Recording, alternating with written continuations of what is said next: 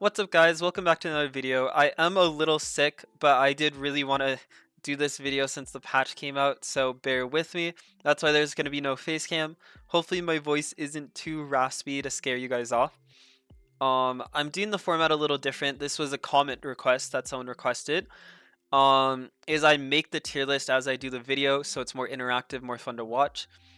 This does take a lot more effort though, so if you guys want to see me do it like this in the future, please like and subscribe, you know, all that jazz, share it. If this tier list video does better than my usual tier list videos, then I will continue this format in the future. Now the format is a little different here, as you can see, so I'm going to explain this before I hop into it. So the top tier, first pick prio. Now this tier isn't going to mean that these are the most broken Pokemon of all time. As people are getting more used to drafts since it's been implemented in ranked, I want to do tier lists that are more draft focused, because they've made it so like anyone above Masters rank should get draft, although the matchmaking is kind of broken, so that's not happening right now. But what first pick prio means is these Pokemon are either extremely strong, so you'll see some of the strongest Pokemon here, and you want to first pick them in draft right away. But the other thing that it means is they don't really have any good counters. So if you first pick them in draft, the enemy team can't counter pick you. An easy example is, say for example, Dodrio is countered by Mewtwo Y. So you do not want to first pick Dodrio because it has a lot of easy counters to it. Not just Mewtwo Y, there's a lot of counters to Dodrio. However, you can first pick Mewtwo Y because there's really not many counters to it. So that's the difference there that we'll be going over. And then all these tiers like S tier, A tier, B tier, C tier, F tier, they're all the same, except for Draft Demon. So what Draft Demon means is I had this tier as Draft Monsters, but I think Demon fits better because they both start with D. So I'm proud of myself for thinking of that name change.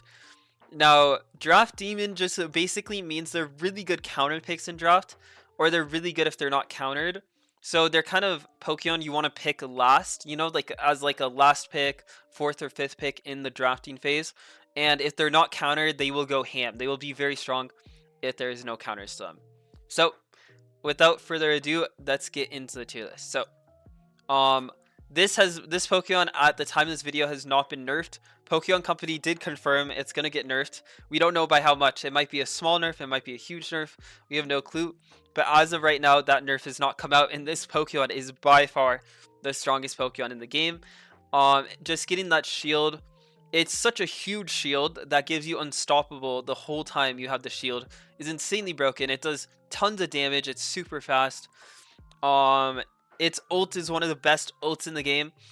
The only thing it's lacking, so if you're new to my tier list videos, I rank Pokemon by 3 different things. If it's good at team fighting, if it's good at farming / ripping objectives, that just basically means can it farm fast. You know, some Pokemon farm really slowly, and they do the objectives really slowly. An easy example of that is defenders. They do not farm slowly at all. That's why you want to slap an EXP share on them so they don't have to farm at all, because you don't want to be farming on most of the defenders. And they do very little damage to objectives as well. But that's the second thing. And the third thing is the secure. And I'd say Rapidash is really good at everything except for objective rip, and its secure is not the best, but it still is a decent secure. So but it's so overtuned in everything else that it's just fucking broken right now. So second is Blissey. So Blissey did not get nerfed at all, which is interesting because they gave it a huge buff. I am still shocked that they gave Blissey such a huge buff. This Pokemon has been top of the meta for years. Every single year at Worlds, the World Champion team, which was us twice, last year was final, ran Blissey in a lot of their games, and it is the same this year. And it's insane that they gave it a huge Unite cooldown buff. I still can't get over that they did that. So I think that's pretty self-explanatory. Now, this is the icon for Red Urshifu, or Dark Urshifu for people that play Urshifu and are knowers. But we're going to classify both Urshifus in the same thing. So just count this as Water Urshifu as well. And the reason for that is, you know, there's a lot of Pokemon now. I used to separate them before, but they're the same Pokemon, so we should classify them the same. And this Pokemon is a monster in draft. There are absolutely no counters because you can go red Urshifu or blue Urshifu depending on the matchups, and they're both good into different themes.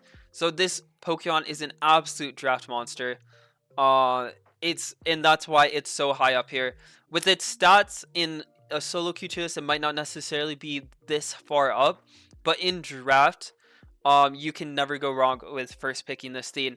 It gives your comp such a good secure. With all the three things I mentioned, it's red Urshifu's good at every single one.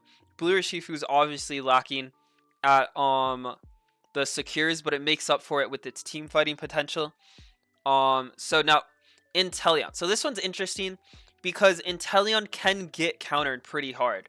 It's the first Pokemon on this list that can kind of be really hard countered in draft if you first pick it.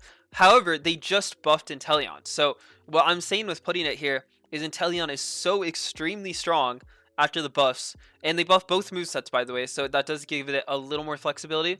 Liquidation is actually pretty good now. It's so extremely strong that it doesn't matter. You can still first pick it. Even if you get countered, it's going to do really well in that game still. And now Psyduck got nerfed. So Psyduck was up here before. Even you could argue it was the best Pokemon in the game. I do think it's fallen down a little. I could be overreacting. My teammates have said the nerf's not a big deal and it's the same as before. But I personally think it's fallen a bit down the ladder. But it's still very, very strong in the hands of a pro player. Now in solo queue, Duck definitely feels a lot worse. You're not going to do the damage you did before. You don't have as good of a secure as before. But fundamentally in competitive, it still does a lot of the same things, and it's still really broken because of that. So next is Umbreon. Umbreon didn't get many changes. It's still the strongest defender. All of its moves are really good. Again, I recommend going Mean Look most of the time in competitive, but in solo queue, Follow Play is really, really good. And honestly, you probably need to go Follow Play most of the time in solo queue. Next is Miraidon, which also did not get changed at all. I had this a little lower on my tier list before, and I think I was underrating how truly strong Miraidon is. So that's why I'm putting it up here. It was kind of a little too low before. For some context, every single region in the world, including the Asia, even like the Asia regions, even more so than the West, they're like first picking or banning Miraidon a lot of their games. So that's how strong this Pokemon is. It has one of the best ults in the game. All of its moves are broken. It has the best passive in the game. So very, very strong. Now, this is a Pokemon I could be overestimating, but I do think Ho-Oh is very, very strong right now. And it has made it all the way to the top of first pick prio. The reason for this is it fits really well in a lot of comps. It has really good secure and everything like that. So I really think that it could be this far up. I might be overrating it. It got some huge buffs, but were they big enough? Because I jumped, Ho was all the way like down here, and it jumped all the way up here. So, am I overreacting? We'll see, but I think Ho-Oh feels really strong. If you watch my streams recently, I've been streaming daily. Quick plug, so turn on notifications for that. My streams are really fun. People have been enjoying them. So check them out if you haven't. But I've been doing over 100k on triple damage Ho-Oh like every game. So it's insane how good the buffs were for it. Now Mewtwo did get a slight nerf.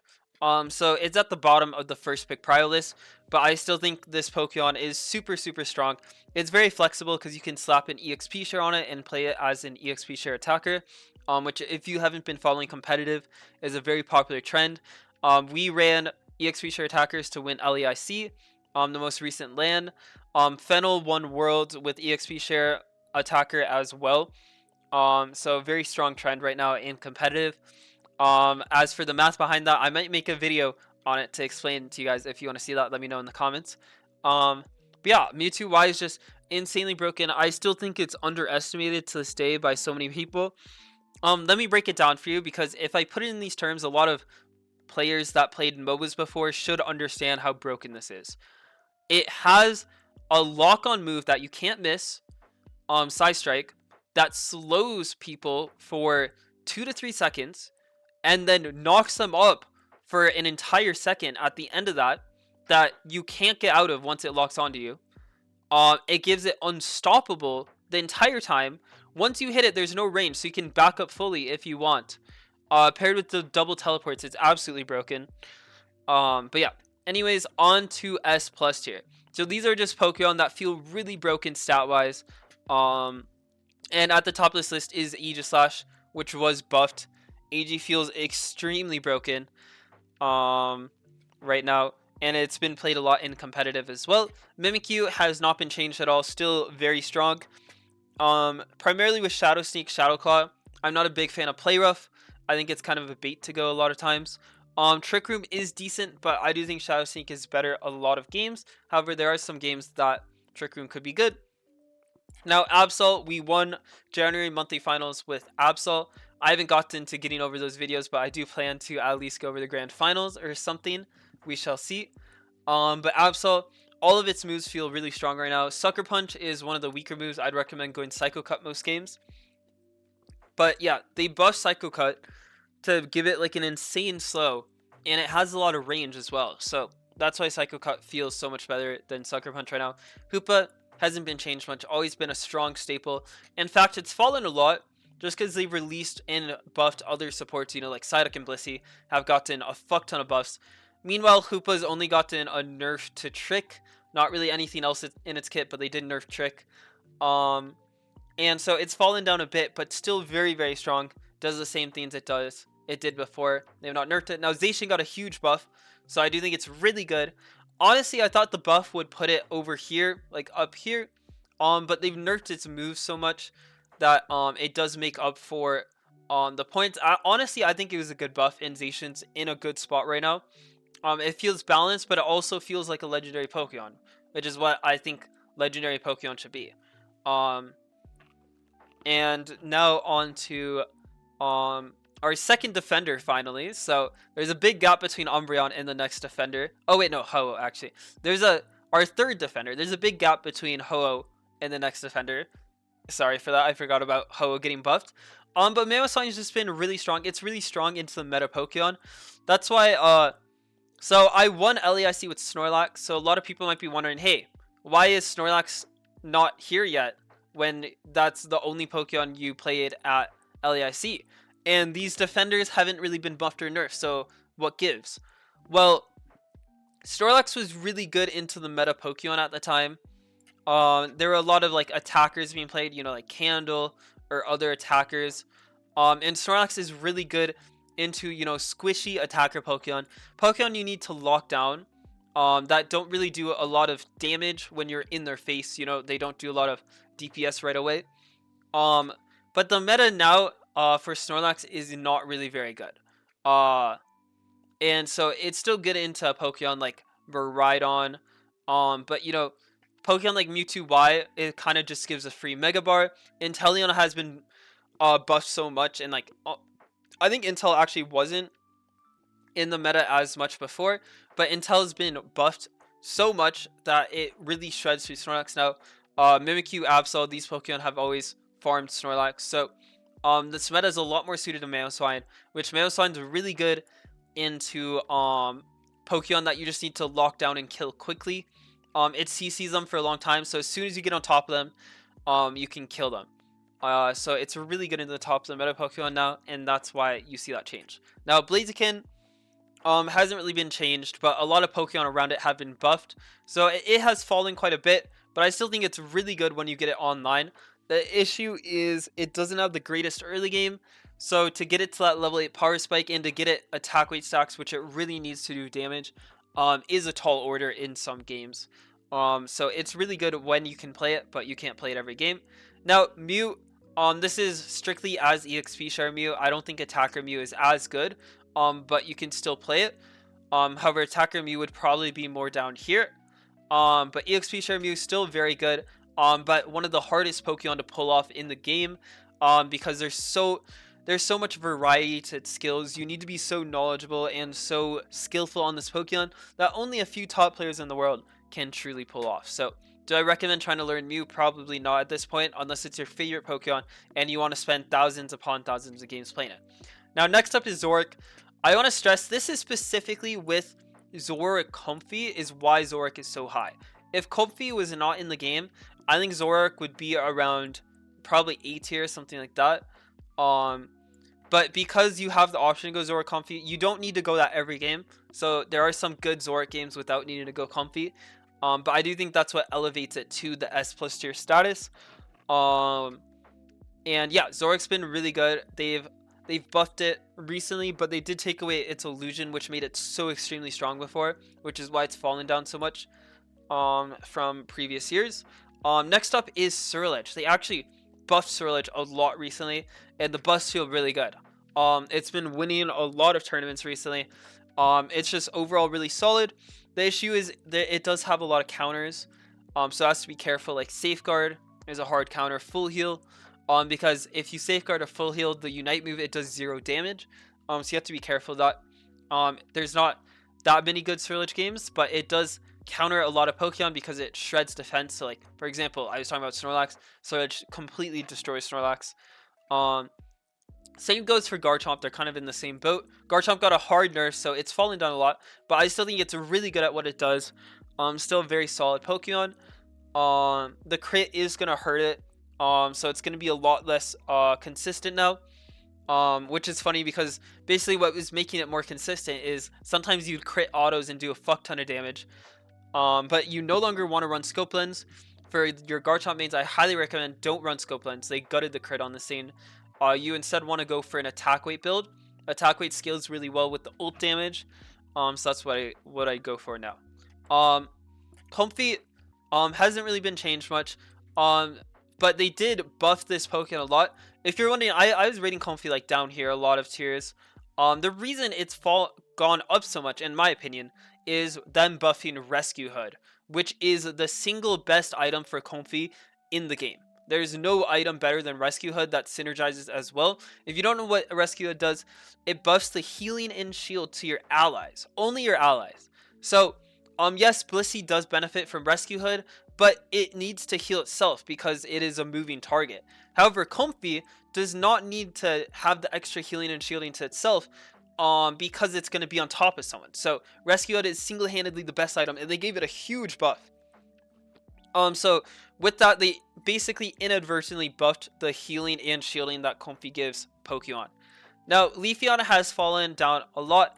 That's because you see the rise of a lot of early game characters like Inteleon, Psyduck, Miraidon, Ho-Oh. All these Pokemon are so good early game that it's hard for Leafeon to kind of take over games like it used to. It does a very, compared to all these other top of the meta Pokemon, it does very niche thing. Of basically it hard wins the game from the early game. If you're playing Leafeon, you should be hard winning the game in the first minute, and nothing was able to counter it before. I also forgot about Zacian, but yeah, there's so many early game counters that if you just play really strong early game characters in the lane, Leafeon really suffers. So when these top of the meta Pokemon are early game characters, Leafeon's gonna fall down a lot. That doesn't mean its stats are that bad. It has been receiving a lot of nerfs, but its stats are still pretty decent. It's just if the meta shifts, it could go up to like this tier again. It's just this meta is terrible for it right now, in my opinion. And Blastoise is another really strong early game character in lane that like Leafeon will just struggle to kill throughout the game, and Blastoise got a huge buff.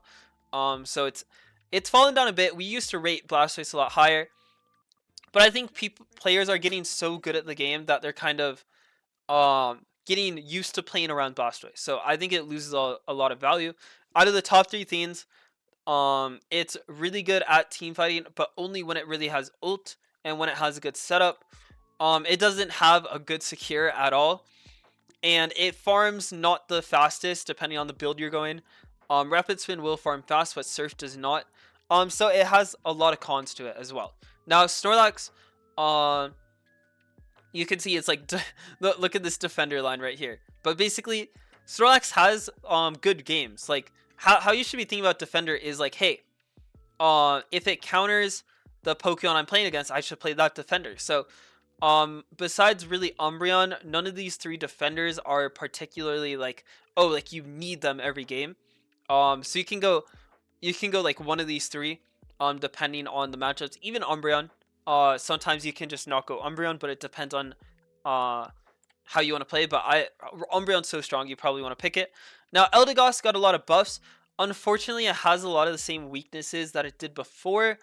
So until they buff its early game a little, it's hard to rate Eldegoss any higher than this in competitive.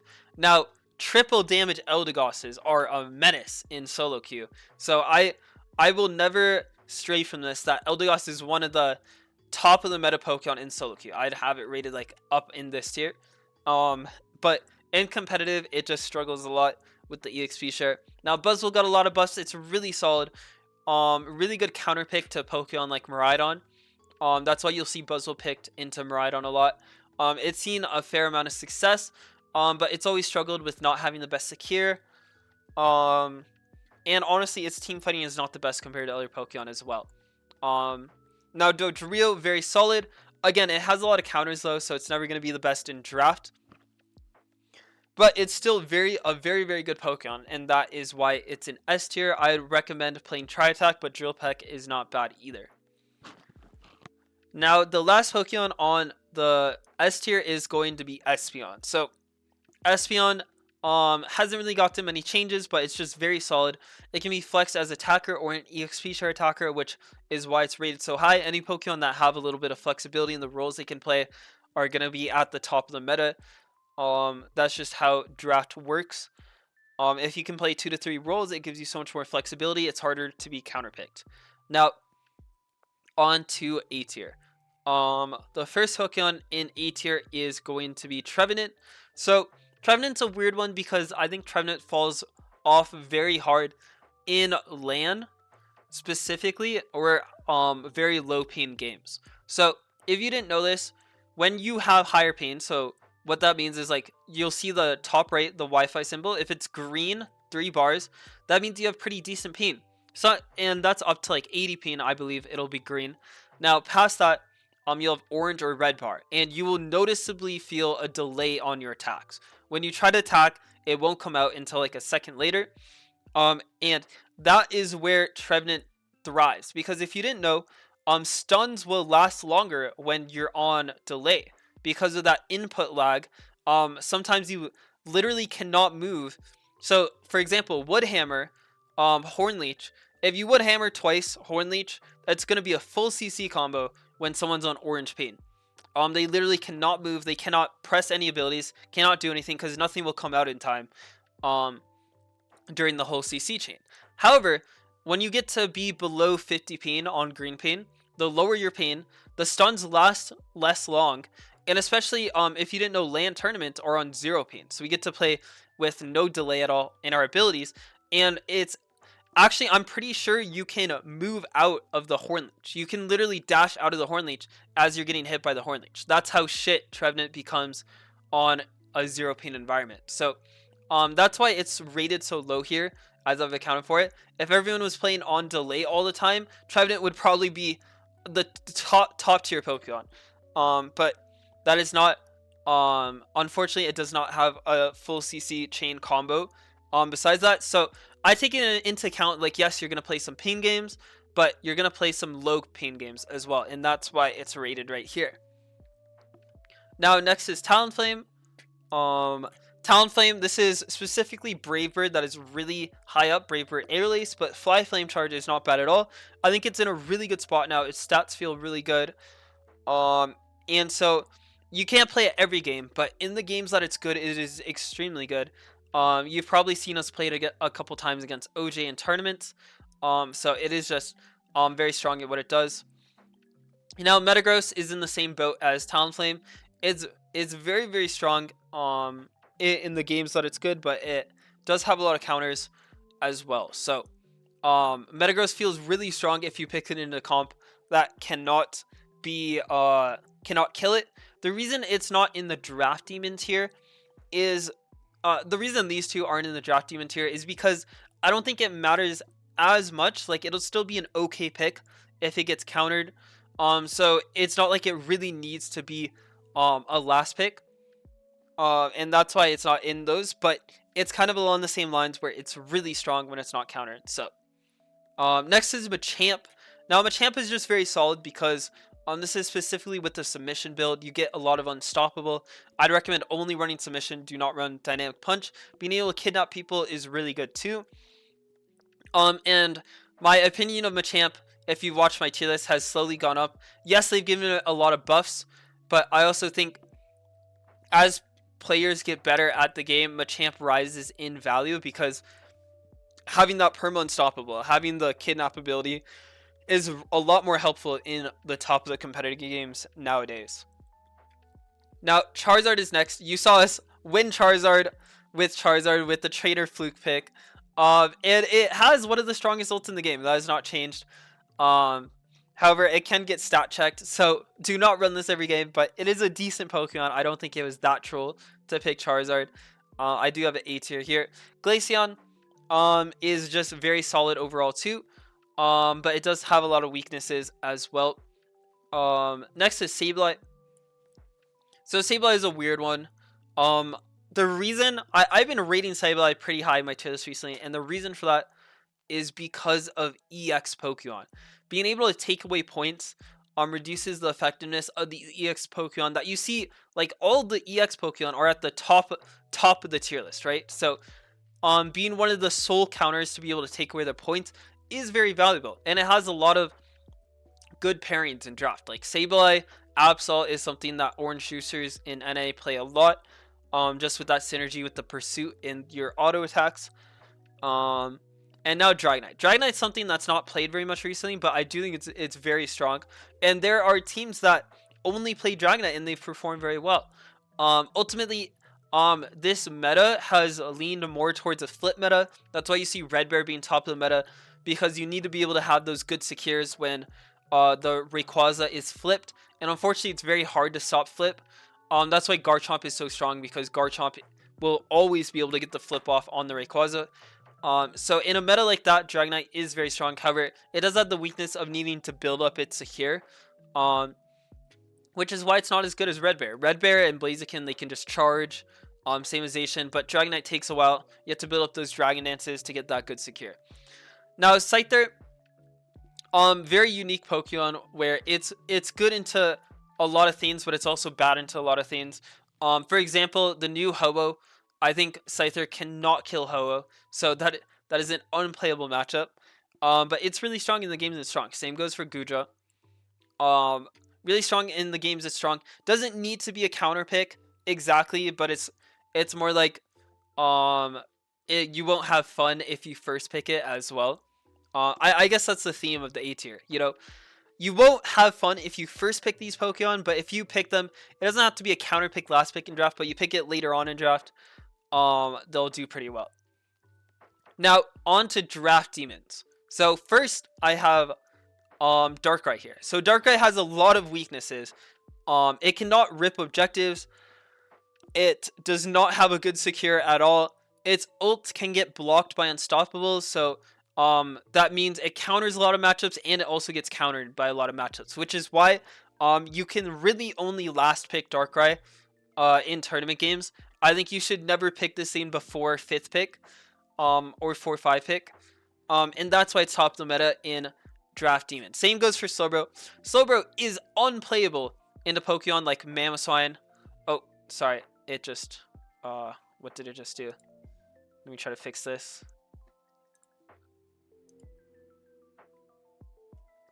What just happened? All right, sorry about that, technical issues.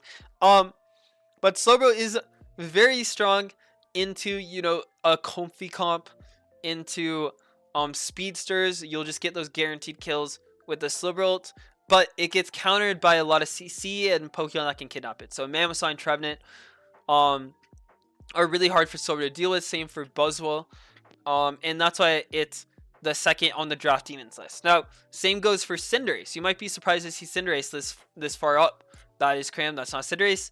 But yeah, Cinderace is the same thing. It's a really good into like the tanky matchups. You might have seen Overlord play Cinderace recently, and yes, that was not a troll comp. It is really good into some of these tankier Pokemon. But it's also really bad when it gets outranged. Like Inteleon hard counter Cinderace. So does Miraidon Charge Beam. So you do have to be careful when picking Cinderace, but it's really good in the games that it's good. Same goes for Wigglytuff. Wiggly is actually like insanely broken right now. The issue is Miraidon is one of the best Pokemon in the game. And if you didn't know this, Miraidon passive makes it so you cannot sleep people at all in the passive. Not even when you're on the same team. So Wiggly Miraidon is an anti-synergy because Scene is such a better move than Rollout, so you always want to go Scene.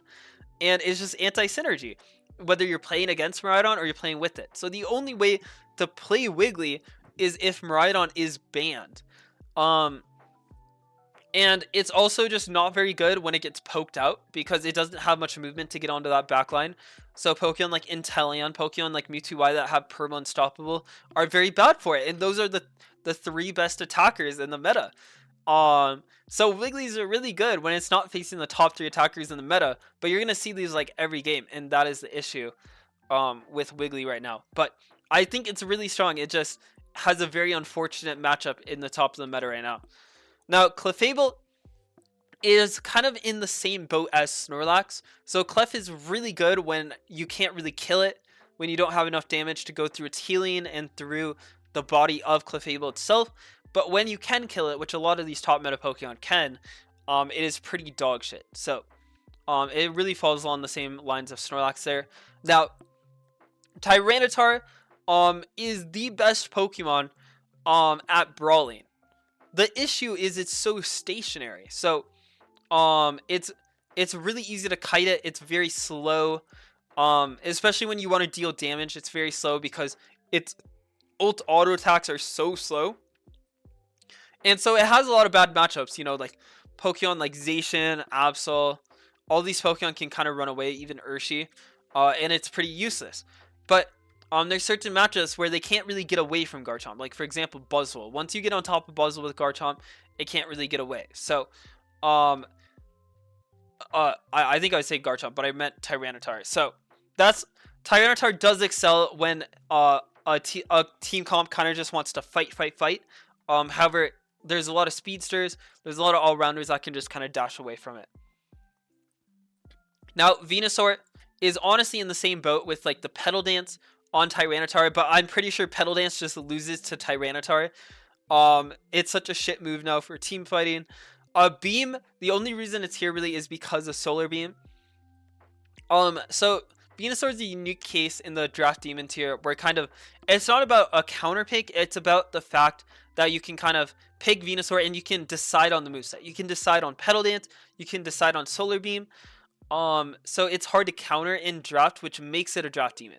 Just by stats alone, Venusaur would probably be B or C tier, but because of the fact that it's hard to counter in draft, gives it some reason to pick it in draft just so you can't get countered. Now Crustle just specifically hard counters certain Pokemon, so it doesn't need to be a last pick, but for example, it hard counters Inteleon.